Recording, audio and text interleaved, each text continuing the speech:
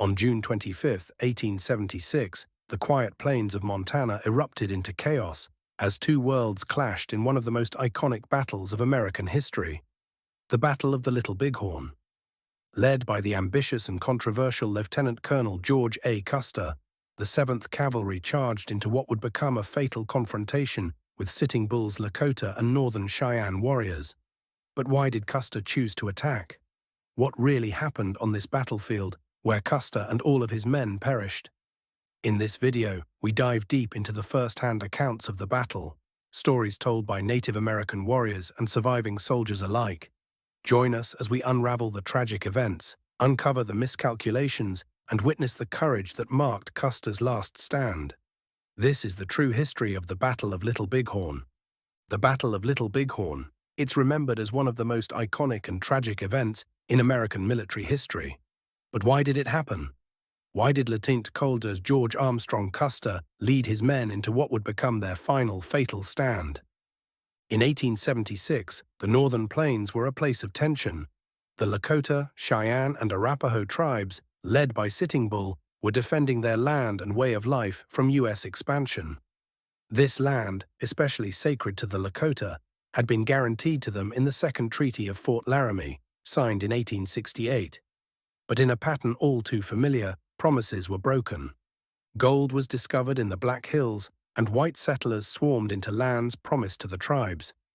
Rather than remove these settlers, the U.S. government issued an ultimatum to the Native American tribes: return to their reservations by January 31, 1876, or be considered hostile. But this wasn't just a simple command. These lands were sacred, and for the Lakota and their allies, the idea of giving them up was unthinkable. By the spring of 1876, many Lakota, Cheyenne, and Arapaho warriors had gathered under Sitting Bull's leadership. Among them was the legendary Crazy Horse. Sitting Bull, through a prophetic vision during a Sundance ceremony, foresaw a great victory for his people. Soldiers would fall from the sky into their camp. Under the command of General Philip Sheridan, the U.S. Army moved in 3 columns to force the tribes back to their reservations.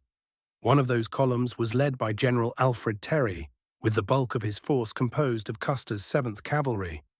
On June 22, 1876, Custer was ordered to pursue Sitting Bull's growing village near the Little Bighorn River. By June 25, Custer believed he had found the opportunity for a decisive attack. Instead of waiting to gather more intelligence, he made a bold move, splitting his forces into 3 battalions. Major Marcus Reno charged directly into the village. Captain Frederick Benteen was sent to cut off any retreat to the south. Custer, confident in his superior tactics, led 5 companies north, aiming to catch Sitting Bull's people off guard. But Custer underestimated the strength of the Native American forces. His intelligence reported only 800 warriors, but in reality, more than 2,000 Lakota, Cheyenne, and Arapaho warriors stood ready to defend their people. Armed with superior repeating rifles and driven by the need to protect their families, they were prepared to fight fiercely. Custer's split command left his units vulnerable, unable to support one another. What followed was a series of deadly mistakes. Reno's battalion was quickly overwhelmed and retreated to higher ground. Benteen never connected with Custer. And Custer. His forces were surrounded on a ridge, fighting desperately until the last man fell. By the time the dust settled, all 210 of Custer's soldiers were dead. The Native Americans had won a significant victory, but it would be short-lived. The outcome at Little Bighorn shocked the nation. While it was a moment of triumph for the tribes, it would also lead to their eventual surrender. The U.S. government, enraged by the defeat, sent waves of reinforcements, ultimately forcing the Lakota, Cheyenne, and their allies back onto reservations. The Battle of Little Bighorn is a story of resistance, broken promises, and a fight for survival. For Native Americans, it symbolizes bravery and defiance in the face of overwhelming odds. For the U.S. military, it reminds them of the dangers of underestimating one's opponent. Today, the battle is remembered not just as Custer's last stand, but as a moment where cultures collided with tragic consequences.